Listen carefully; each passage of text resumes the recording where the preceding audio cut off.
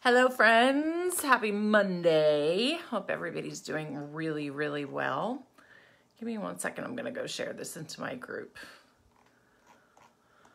Just takes a second to catch up. So hang on if you're just joining. Hello.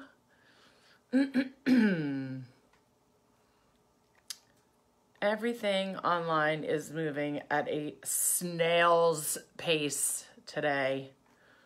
Here we go. Okay, awesome. Let me just share this real quick into my group. Hi, Shelby. And then we'll dive in. Okay, so hi, Mary. All right, so here's the deal. Every Monday I hop in here and I do a power up session. And it's all about getting you geared up and ready to go for your week from an amazing mindset, from a high vibe place. And here's the truth. I planned everything out for today. Hi, Tony. And I decided to just ditch it and give you a behind the scenes look of what's really going on with me. Because you may or may not know this, I've announced it, and I announced it really to hold my ass accountable. But hi Nell, I have started writing a book. And this is something that I've been talking about doing for probably 5 years, maybe more. Hi, Laura. And that people have been asking me to do for as long, maybe longer. And I had a list of about 7,000, 8,000, 8 million bullshit reasons why I was not going to write a book, could not write a book, shouldn't write a book, all the reasons, right? And this is what I talk to you guys about all the time, right? I talk to you about the things inside that keep us from showing up outside and making a difference. And so I am knee deep in this book. I'm about 4 chapters in. I'm doing research for this book. And I am writing a book that is really a love letter from me to you about fear. And so the entire act of writing this book is literally me walking in my fear with my fear. And modeling my values and being in integrity with what I teach and with what I preach. So I wanted to hop on today and just basically show you, hi Jackie, and basically just show you the reality. Because I think so many people make writing a book look like a piece of freaking cake. And for somebody who's not an author and never set out to be an author, that was like never on this roadmap. It's a messy fucking thing. I'm going to be totally honest with you. How fucking messy this is. Okay, this perfect example of how messy this is. I'm also going to show this. Can you see this? Can you see this? That's peanut butter. That is peanut butter. I have a bowl of fucking peanut butter next to my manuscript. All right? My office is a mess. My house is a mess. My weekend was a mess. I'm basically a mess. In a good way. But it's a disaster. Here's the thing. And you'll hear about this in the book. Hi, Eileen. I woke up the day after the election in 2016, and this book is not about politics, by the way, not at all. I woke up the day after the election a very different person than I was when I went to sleep the night before.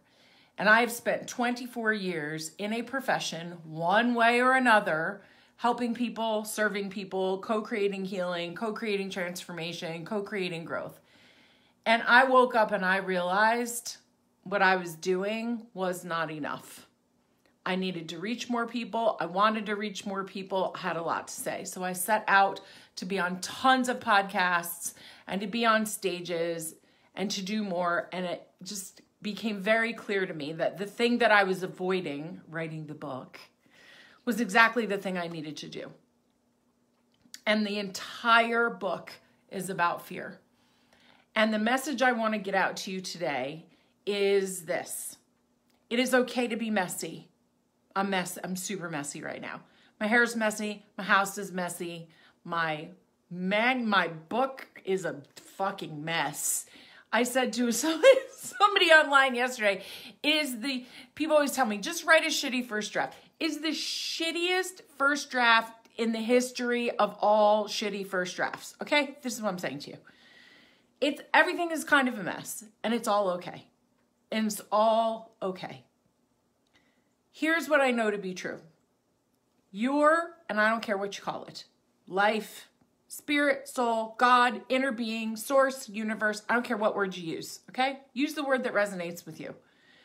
It's calling you forward. And you're going to ignore it, or you're not. You're going to answer the door when it knocks, or you're going to hide under the coffee table. But either way, it's going to keep coming back to you until you answer it. So I can use every excuse in the book. I don't know what I'm doing. I've never written a book. I suck at writing. I don't know how to get it published. I have terrible grammar. I start every sentence with the word and. I curse all the time. You get it. I also tell a lot of very vulnerable stories about my life in this book. And that is not an easy thing to do. And the reason I do it is not for me, even though it's cathartic and hopeful and healing. I do it because this book I'm writing for you, I'm writing it as a love letter to you and for you. So that you can full on reject the marketing bullshit, the societal paradigm, the cultural push for you to be fearless. You do not need to be fearless to do anything that is worthwhile. And I think it's not only disempowering for women and men to wait to be fearless and to put all this energy into being fearless to get stuff done. I think it's toxic because we don't need fearless men. I'm not raising fearless boys. I don't need a fearless man. I need a courageous man. We don't need women to be fearless in order to change the world. We need women who are scared, who put everything into the one container on the one side of the scale. Their passion, their fire, their purpose, their mission, their vision, and their courage to tip the scale. So that, yeah, fear comes along for the ride, but it doesn't make any of the decisions. So I'm writing this book hoping that it lands in your hands and you awaken the dragon inside of you who takes your fear and uses it as fuel and full on rejects anything and anyone that tells you you have to be fearless. It's utter bullshit. And it's toxic and it's disempowering. And if I was sitting with Arianna Huffington, I would have a full-on, honest, compassionate, respectful conversation about the fact that the day I saw the cover of her book was one of the big things that pushed me to write mine. Because I do not need women telling me that while I have to be all these other things, I also have to be fearless. I don't think so. So that was not my original topic for today's Power Up session, but I just wanted to show up vulnerably and honestly and show you that things can be really messy and all your feelings can come up. This book is making me feel fear and anxiety and shame and sadness and anger and frustration and all the entire range of human emotion. I'm also excited about it and I'm joyful about it and I'm optimistic about it. What I'm not is fearless about it. So I wanted to show up and show you that you can be a mess and it can feel messy. And anything you're doing to go out in the world and create positive change can be done full of freaking fear. You just need to tip the scales. And you tip the scales, think of, and this is in my book, but think of the scales of justice. You know what they look like, right? One container on one side and one container on the other side. And you don't have to make the container on the left empty to tip the scales. Your fear can be in that container. You just have to fill the other one full enough with weighty enough things that you tip the scale and your fear can come with you. I'm not sharing the book title right now because I'm actually looking to have the phrase trademarked. So that's on the DL until the book comes out. So that's the takeaway for today. Do it messy. Do it imperfectly. Do it full of fear. But don't let your stories about things. You know, my stories are, who the hell do you think you are? You're not Brene Brown. You're not Glennon Doyle. You're not Abby Wambach. You're not Oprah. You're not Maya Angelou. Who the hell are you to write a book? We've all got our stories. Don't let the stories dictate the action. Do it messy. Do it imperfect. Do it scared as shit. But do it. So messy hair, messy clothes, messy manuscript, messy office. Everything's a mess. But I'm writing it anyway. And so, my friends, that is my message to you today. Do it imperfectly, do it messy, do it scared, but do it.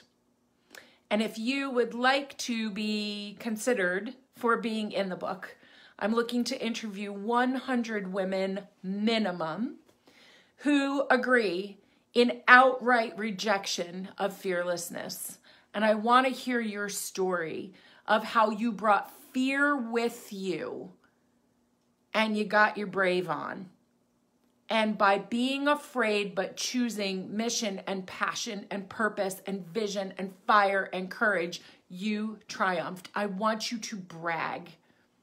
I want you to tell us all the parts of your story. What were the fear stories? How did fear show up for you in your emotions and in your bodies? What did you do? How did you triumph? I want to hear all about it.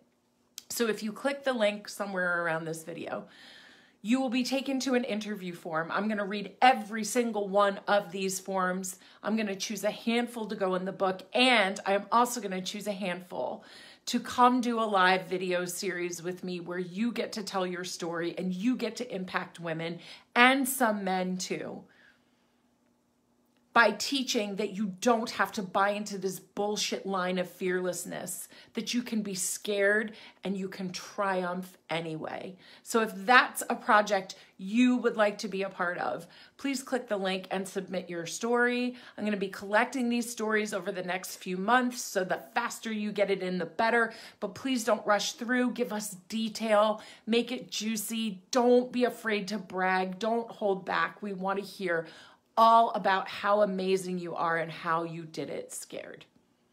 All right, my friends, sending you off back to my messy hair and my messy work with much love.